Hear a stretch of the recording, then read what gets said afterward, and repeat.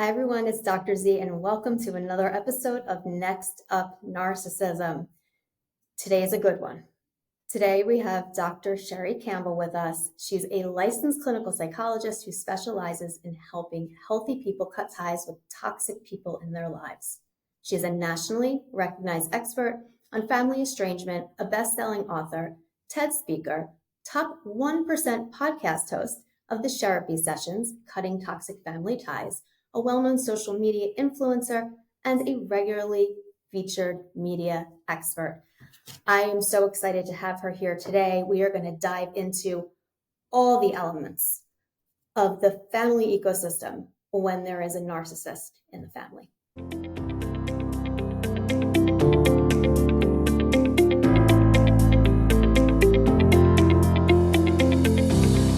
Hi, everyone, and welcome to Next Up Narcissism. And today we have the very brilliant, very beautiful Dr. Sherrie with us today, talking about not just narcissistic parents, but how having somebody or multiple people in the family unit or family ecosystem, what that does, meaning how does it affect not just the children or the adult children, but how does it affect the entire dynamic between aunts, uncles, friends, religious leaders in your community, teachers. We hear all the time these nightmares of parents that get divorced, one parent's a narcissist, and all of a sudden they're part of the PTA meetings and they're going to all the student information sessions when up until that point, they never even knew the school the kid went to.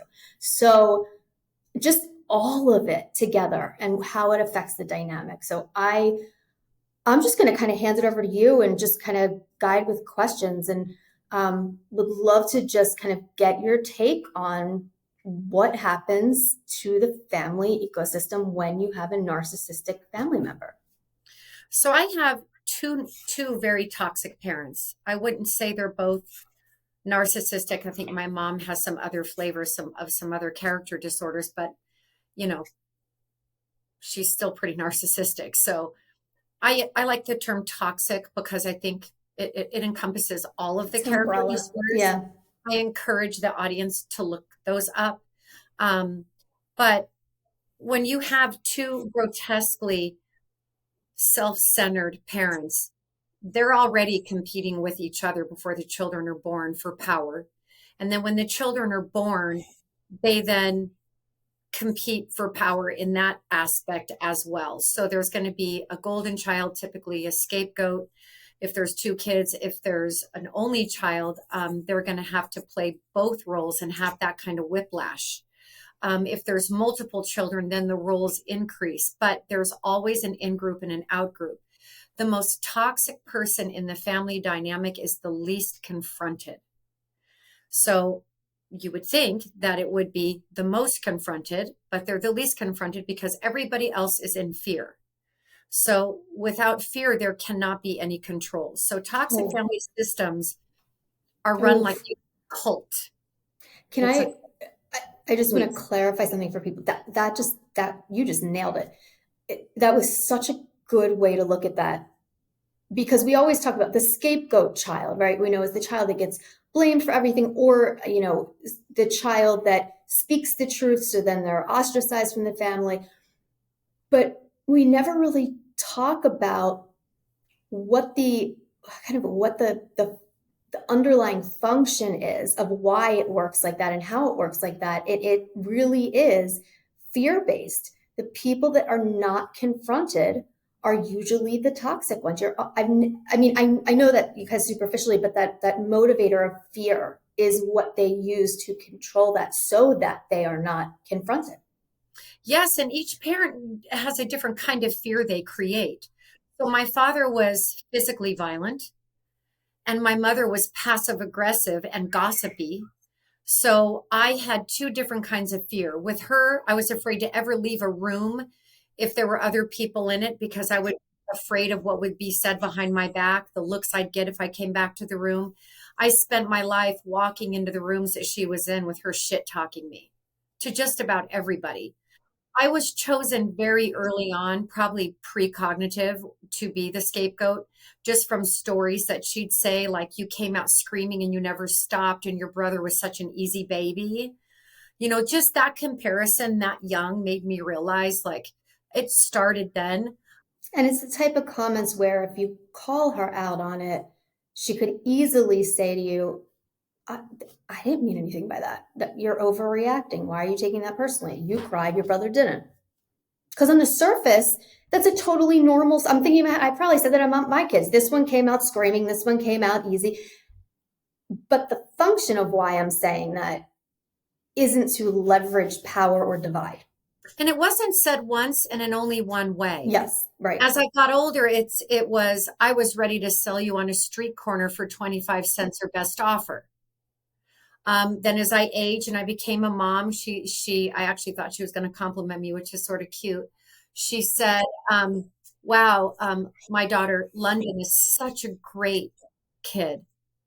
And I'm like, oh my God. She's like, yeah, some kids are just a lot easier to raise. So I was being smeared very early, and I was already prejudged by teachers from one grade to the next before I ever even got to the grade. And I really wasn't functioning well. So there was this truth about the fact that I wasn't functioning well, but there were 9 marriages between my parents. I'm a highly sensitive person, and I wasn't coping well. I was failing Who school. would? Who would?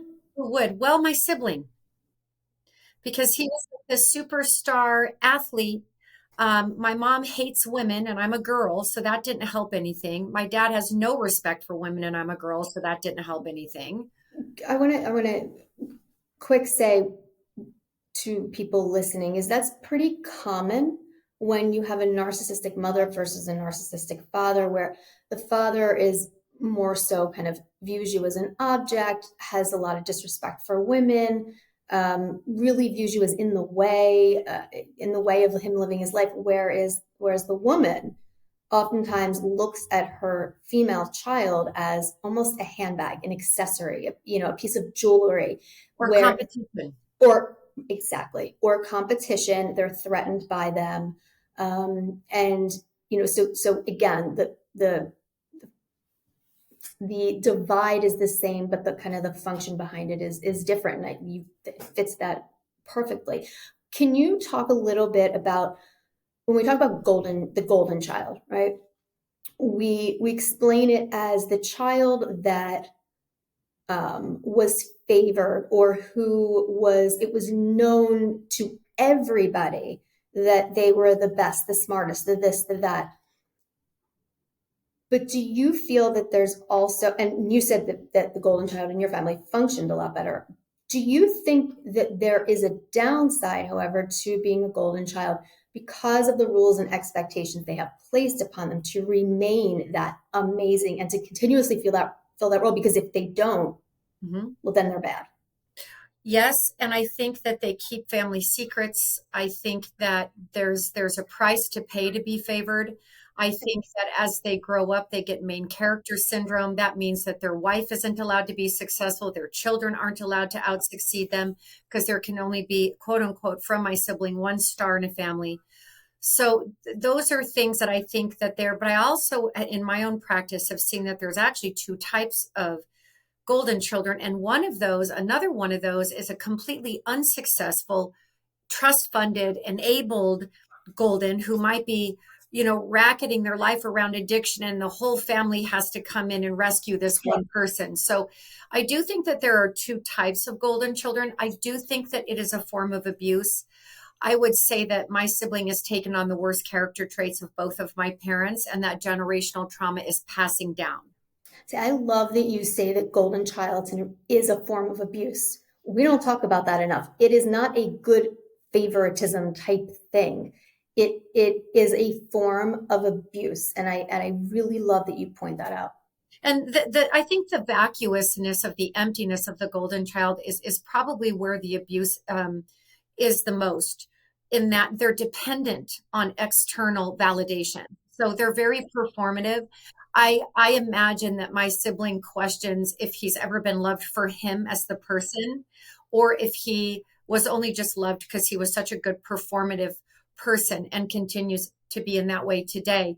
I also don't think he ever had a chance to really get to know himself, right? Whereas being so lonely and isolated and such the bad loser kid, I had nowhere else to go to find me but inside the me that I didn't like. I Such a was good reframe. right. I was Such a putting, good reframe. Yeah, because your sibling was sold a narrative. They had to continuously play that narrative out. To do anything else was unheard of or not allowed, and they really followed those rules. Whereas for you, you were given a narrative, but you were also, because of the neglect that was there, given so much freedom in a sense that you had no choice. I mean, I guess you did have a choice. It shows that you're resilient. You had no choice but to figure it out, because you could have gone two different ways. You could have gone this way, and you yeah, didn't. I never went to people. I went to stuffed animals. Yeah, I had safer. many, I had many transitional objects. I loved Little Orphan Annie. I loved Pippi Longstocking. I loved Punky Brewster. I loved all of those girls that were alone, without parents. So I was very creative. And I think that that was something that probably saved my life. I was failing fifth grade, but I read every Little House on the Prairie book. I probably read more than any fifth grader, but I was just trying to have a makeup family, a pretend family. And in doing that, I had paper parents sort of my whole life. I turned to books or movies to find aspects of myself that I could love or that I could create. So I am not dependent on external validation. I do not feel the need to perform for anybody to get love. So I think I live a much healthier life than my sibling will ever live, because I do not have any addictions or needs for something outside of me, which in the big picture, I think has made me a far more stable person, a really good mom. And later in my life, when I got away from my family, was at college and I was kind of able to breathe a little, cry a lot because I was never really allowed to cry at home. So I cried a lot in college, my first couple of years, and I didn't understand at the time why, but my whole family judged me. I was just chronically seen as the fuck up. No matter how well I did in school, I was completely neglected throughout college. My parents never came to Parents' Day, but they went to every athletic event that my brother was doing in college. So it was just atrocious, the complete neglect of me. Now, behind my back, I think if my siblings stopped getting the attention they wanted, they might elevate some of my successes to feel threatened. Um, and then teachers, like I had said, had turned. And then as I couldn't tolerate any more abuse, um, and I was lucky in the fact that they cut me off, but as then they would hoover and they would do all of these antics of trying to suck me back in. They tried to starve me back in through cutting me out of my daughter's education. They've used my kid against me in every way they could try. And I just didn't bite. I didn't take any of the bait. Um, and then my final, I have a very small family, but my mom had sent a very abusive gift out to my daughter for her 16th birthday. Of course, she's not going to tell anyone what she did not leave a gift receipt. So after that, my therapist was like, no more. You've been silent for 5 years. She's now using your kid. This is so sadistic. You need to write her at least some note that says, don't send anything out here anymore. It'll be returned or donated. And then my aunt cut me off. So they all align. And I think anyone involved in this smearing is a weak person. I think that they're so afraid to have happened to them what happened to me. And I also think my aunt was the first scapegoat. And I know also now from news that I've been replaced. My role has been replaced by someone else, not my aunt, but someone else. Sick families have to have a scapegoat to externalize their crap onto so they never have to look at themselves. And, I always say to people, when you're talking about patterns of family dynamics, there's a dance, right? And a lot of times it's an intergenerational dance. There's a dance that's in place. It's been in place forever. And when you question, why is it in place? Well, I don't know, because it's always been that way. If that's continuously your answer, right? So there's a dance. And when one person in that dance goes left instead of right, it throws the entire system off balance. And because we are extremely, as human beings, uncomfortable with change across the board, we don't like that. We don't like it. We are experts. Even if you're dysfunctional, you're an expert at being dysfunctional. And so nobody wants to change, let alone acknowledge it. So when you have the healthy person in the family, whether it's an aunt, an uncle, a sister, a brother, it doesn't matter. When they go left instead of right, the whole system's thrown off balance. And so what ends up happening, for those of you not watching, I'm holding up a pencil that I'm going to push to one side. But what ends up happening is, as you start to change and you start to shift the family dynamics, everyone over here is going, wait, I don't like this. This is uncomfortable. This is uncomfortable. And they engage in more of the behavior you don't want, with the intention of trying to push you back, right, into your original role.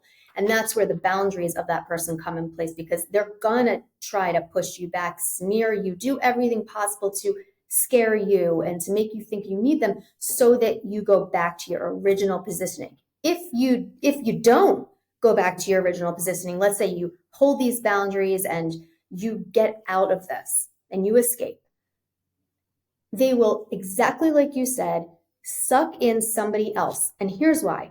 Let's say that you're the scapegoat child and it's the mom that's the narcissist and the dad is extremely passive. He doesn't get involved in anything. He's just like, please call your mother.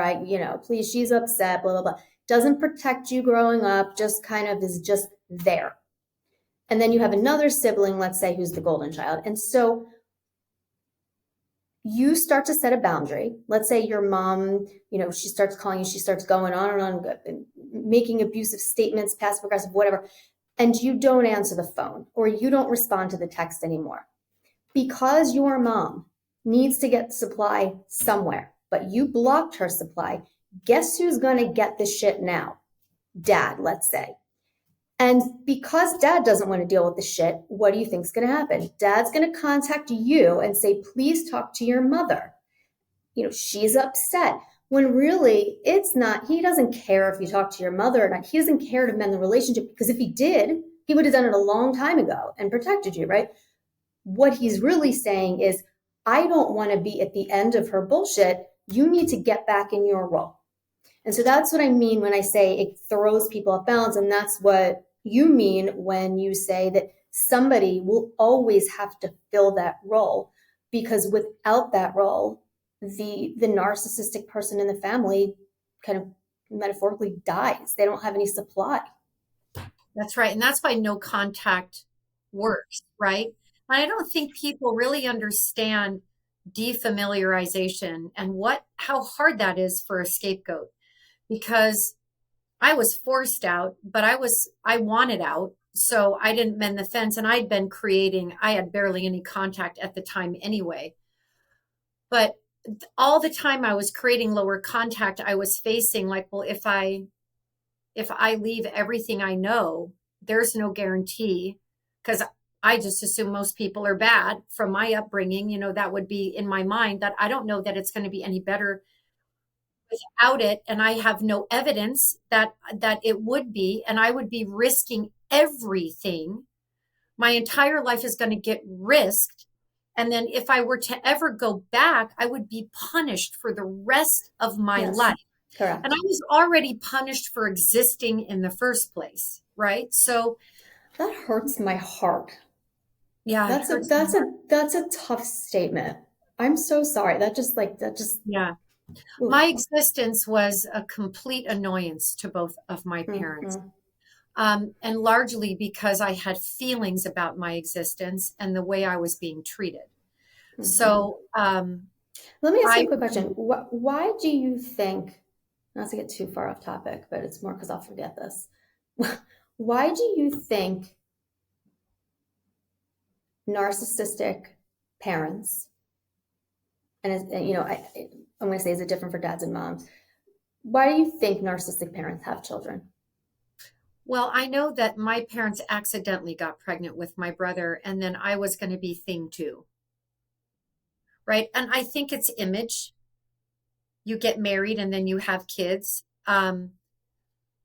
Funny, both of my parents were educated to be school teachers. My dad lost his job for breaking a student's arm, if that tells you anything. Um, and yet I almost failed 3 grades. Like that makes absolutely no sense. So when my sibling would walk into the room, one of the things that I thought promoted some of my deepest fear and got me so easy to control is that he'd walk into a room and be like, and I'd walk in and it'd be like, oh, fuck, she's here. Like it was It's like a calculated. visceral response almost. Yeah. Yeah. And it was calculated to show me that they could, to torture me, really, that they are so capable of loving someone else, just not me. And it was so clearly done. And I knew it was intentional. I cannot prove that. But if you were there, you would know. Okay. So that made me feel so afraid of my likability, of my goodness, of my lovability. I grew up wholly feeling not lovable, totally unwanted, in the way, a burden. There was financial abuse. Anything that was spent on me, I was punished with later. I started to be like, I will pay you back. It was so evil. And I was such a scared person for so long because I just was so afraid of people. If I thought someone was mad at me, all the way even through my mid 20s, it would send me over the edge of catastrophizing. What did I do? I remember when cell phones weren't here yet because I'm ancient, but My son the other day, he couldn't grasp the fact that when I was a kid, there was no internet. He couldn't even, it blew his mind. He was, how'd you do yeah. anything? I mean, there was no cell phones. My friend was 15 minutes late, and in that 15 minutes, I was like, I wonder what I did to make her not want to be my friend. Like, I wonder what I did. And I would go through and try to find things that I might have done, and I would find them. So that's what I grew up living like that. Like, I wonder what I did this time, right? I could have breathed to the left and it would have been the wrong thing for my mother. So I think that when you grow up like that, you have to find other avenues. And I did find other avenues. And now I've made it all the way to this amazing space in my life that never in a million years did I think I would be here, nor did I intend for this, to be quite honest. It wasn't like, oh, I did want to be a psychologist. One to my mother's demise, her best friend thought I needed therapy. And because she cares about her image so much, she wanted to look good to that friend. Well, that therapist was actually really very good and kind of started me on this path. So I loved her because I felt loved for the very first time. And I wanted to give to other people that kind of love that she gave me. I couldn't wait to hug her every week. She would hug me and she was authentic and she was so present for me. The labels that we use today were not there. So I don't think I grew up knowing what kind of cancer I had. Not knowing that made treatment maybe just a little bit more vague because I still did think it was me. And I did act out. I was angry. I was failing. All of those things are true. But I don't know why at the very bottom of the list of why I was that way would be the way I was treated in my home.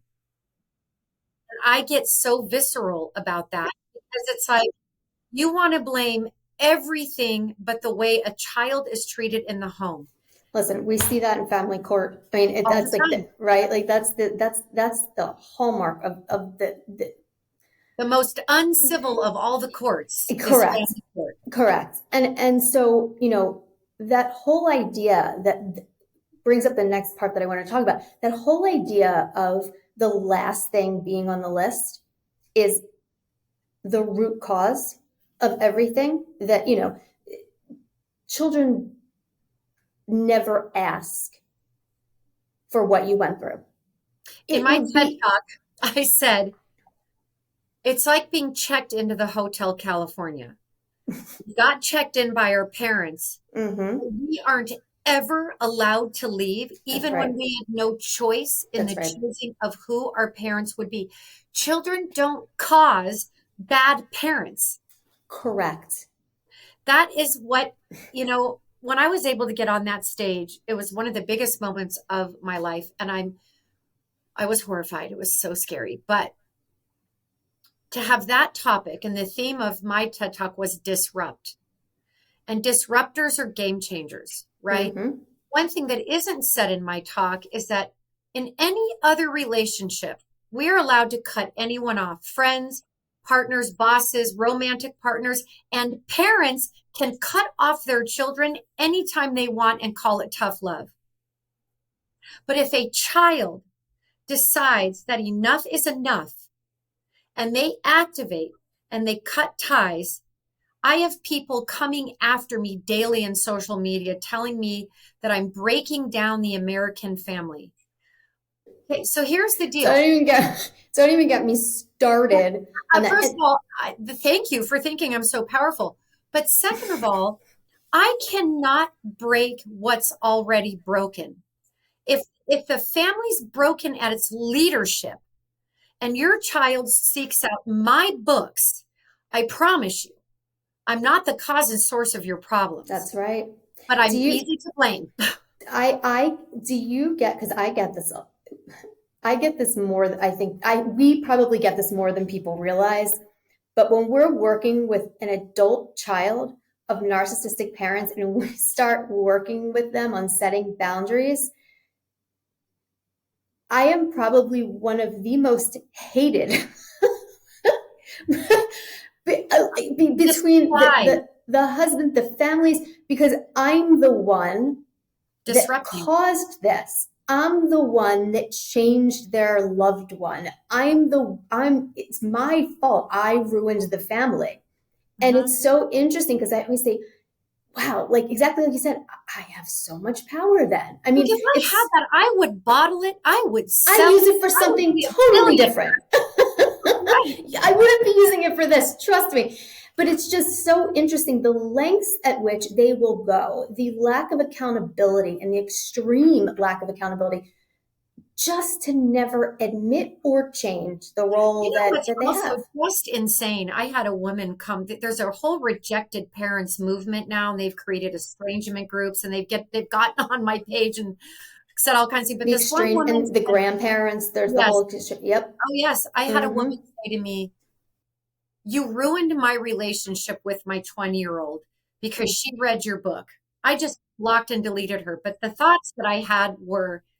It's funny because I've never met your 20-year-old. Never. She's never been in my office. She's never been under my care. I've also never met you, and you've clearly not read any of my work. But if your 20-year-old is seeking out my information and I've never met her, then I promise you, again, not the cause and source. That's so right. This is what, not only does it affect all the I always say that's how you know you know what you're doing is working. That's right.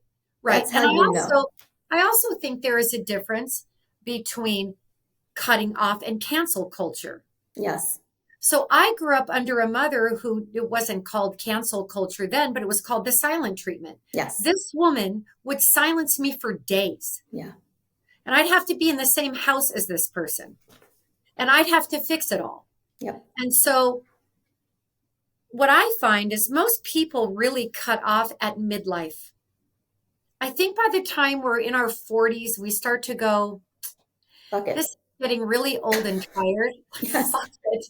And I don't want to live the rest of my other half of my life the same way I did the first. Now my children are involved. Yes. Like, no, thank you. And I find that in midlife, that shift does happen. It's not birth to life anymore. It's now life to death. And I think that meaning in life becomes a little bit more valued, and we care a little bit more about, we have kids now and we care about our kids. And even if we don't have kids, we don't want to be abused anymore or That's be right. the emotional slave or janitor for our grown parents. That's right. Grown.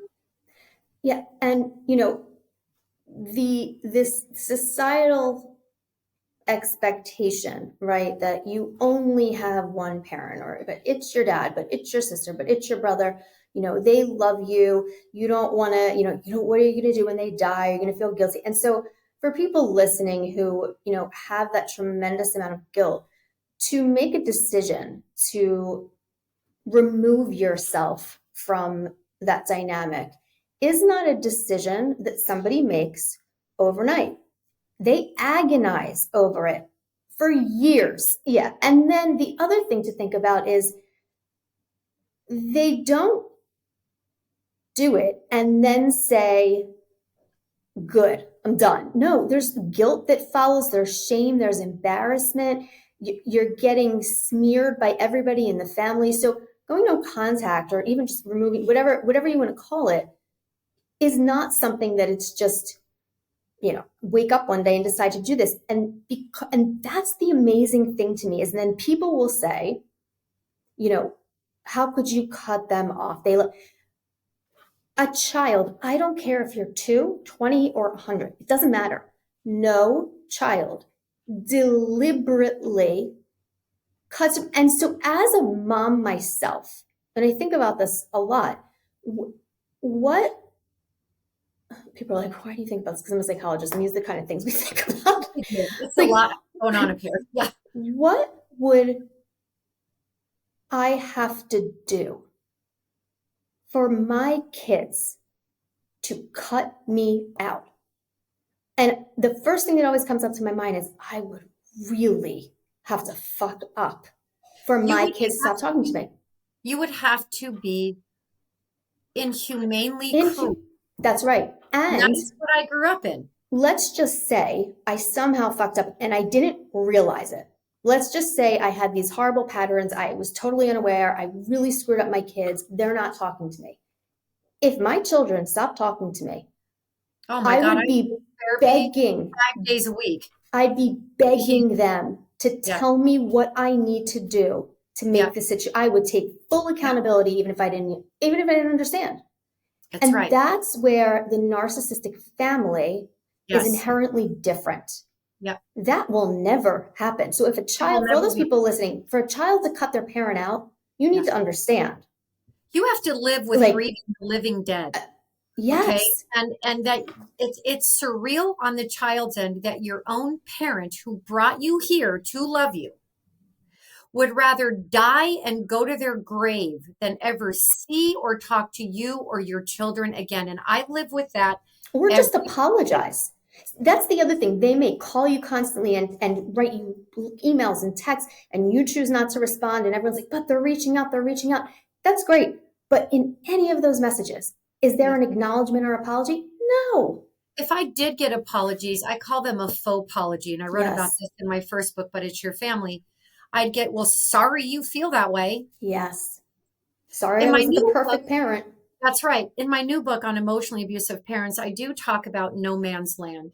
And this is a space that I coined because I'm almost 9 years no contact. But for my first 4 years, it was so freaking scary that I sat at the door that I'd closed trying to predict what kind of emotional assault or gift that was sadistic was going to show up at my house. And I didn't even think about post-separation abuse, the new life, right? Because the hoovering and the smearing was so bad. I was losing people like crazy. People I never thought I could lose, I was losing. And then I just felt so alone, so isolated, so scared. And I have a daughter. I'm a single mom. My partner has not had any trauma. He's very, so, I was taking me time because I met him right around the same time. And then I kind of was like, okay, now there's like this whole life I can live. And I don't even know how to do it. And thank God I was in therapy. And so there is this no man's land you go through. And for me, in my book, if you get there, congratulations, because that took me 45 years. That took me 4.5 decades to get there. So for the listeners, this is not overnight, and nor is the healing. You're going to grieve the living dead your whole life. You're going to have moments you wish you had a mom. For example, I'm in perimenopause. I would love to have a mom to be like, is this normal or is it not normal? Right. I wake up, I don't know if I'm sick or dying or I'm Right. sad. Like, I don't know which it Yes, is, right. right? And so there are times that I wish I had that unconditional support that you could really only get from a parent. I'm writing a workbook right now, and I'm writing it in the form of a house with monsters in a basement and all this kind of stuff. And I had to go through a process of moving their inventory out of my basement. And I needed to just be left with the core wounds that they gave me. Those would be my monsters in my basement. I can't let them out to go people on the ground floor. I've got to learn how to navigate with my higher mind and all that sort of stuff. But healing is so possible. And I feel like being a scapegoat now in my life, I recognize it as such a superpower because I don't see myself as a scapegoat anymore. I've transitioned into being the cycle breaker, which feels like a far more positive reframe on a scapegoat. I also feel like there's a sense of wholeness that I have that isn't based around people pleasing and being good. It's not a perpetual state of well being.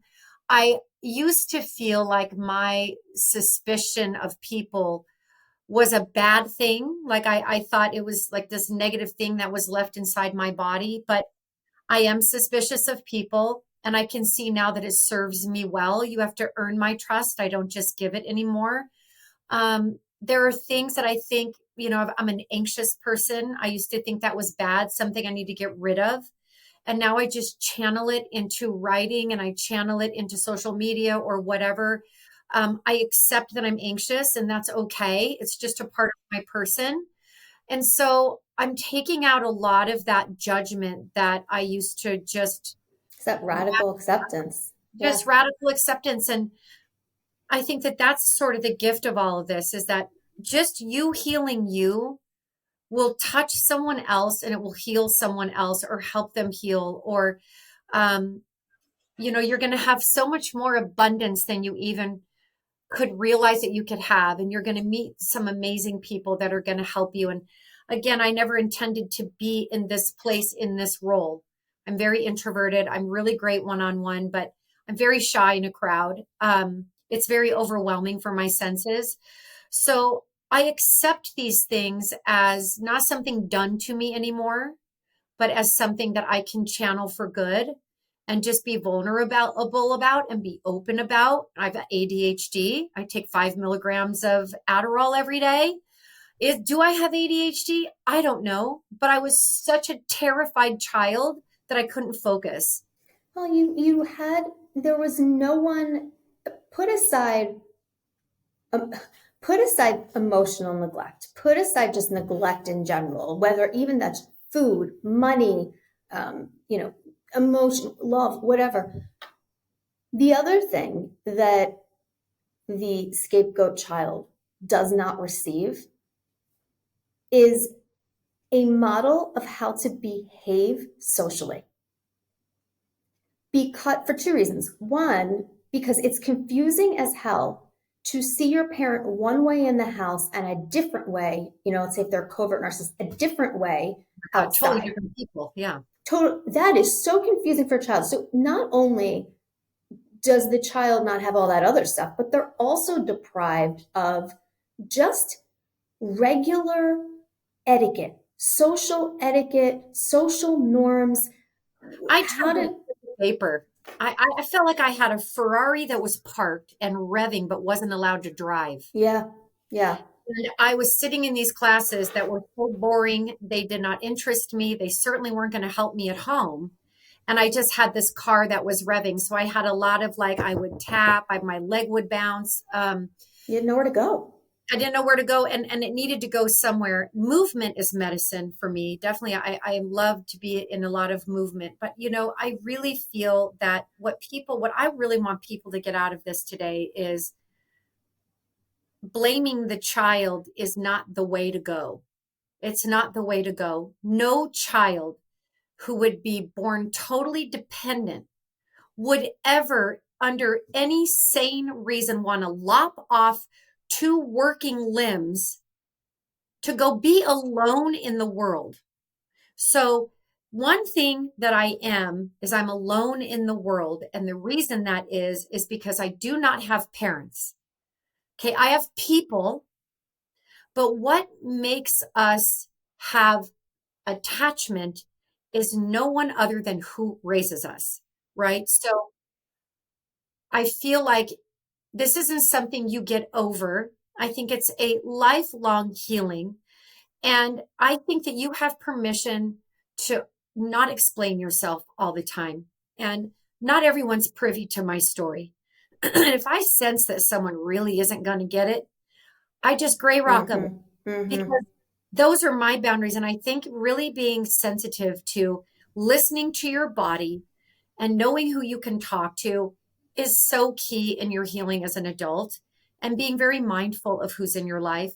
And more than anything, what I would love to end with is how you talk to yourself. I realized one day when I was being very mean to myself, I'm like, I am treating myself the exact way they treated me. And self-abuse is still abuse. Yes. And that popped into my mind. I'm like, oh my God, self-abuse is still abuse. That's right. So we need to stop that negative narrative. It isn't true. And you can create a new story. Writing has been my lifeline. I've written 500 journals at least, and I could write myself back into existence on any given bad day. I love I that. can go write myself back. I love that. I think it's important too for people to understand that you said it's something you don't get over, right? Or you don't, and you're right. And it's something that you need to learn to incorporate into your life, to live alongside of, and to make space for. But what I also want people to understand is when they have kind of what you were just saying, that you for a long time held on to the beliefs that you have about yourself and how people see you. You held on to that for dear life because that's all you knew.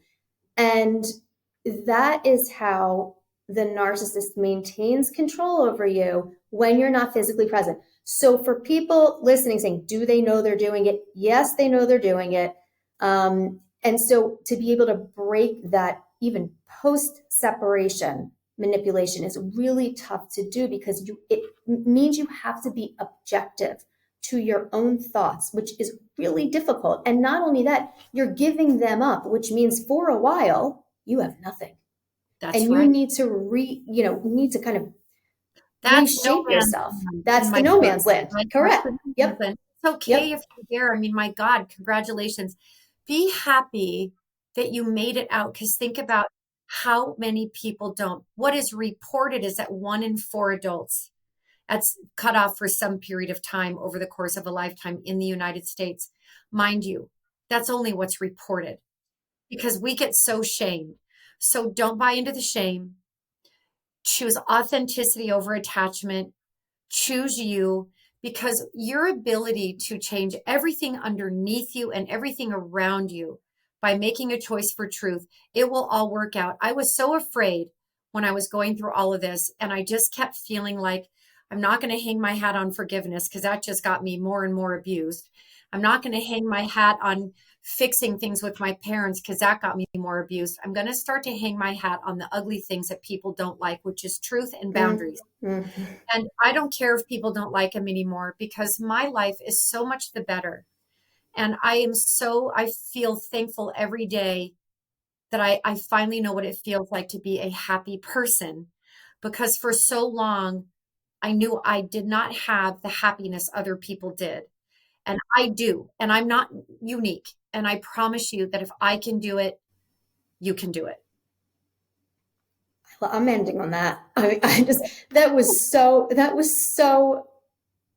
it's so hard talking about this topic and narcissistic abuse in general, because it's so heavy and it's so deep and it's so nuanced based. And so I love that you put so much emphasis on the other side of it and the hope and, modeling for people that don't have a model of how to do it and what the steps are, and making labels for them and identifying. I mean, I love it because it's so relatable and it's not as scary.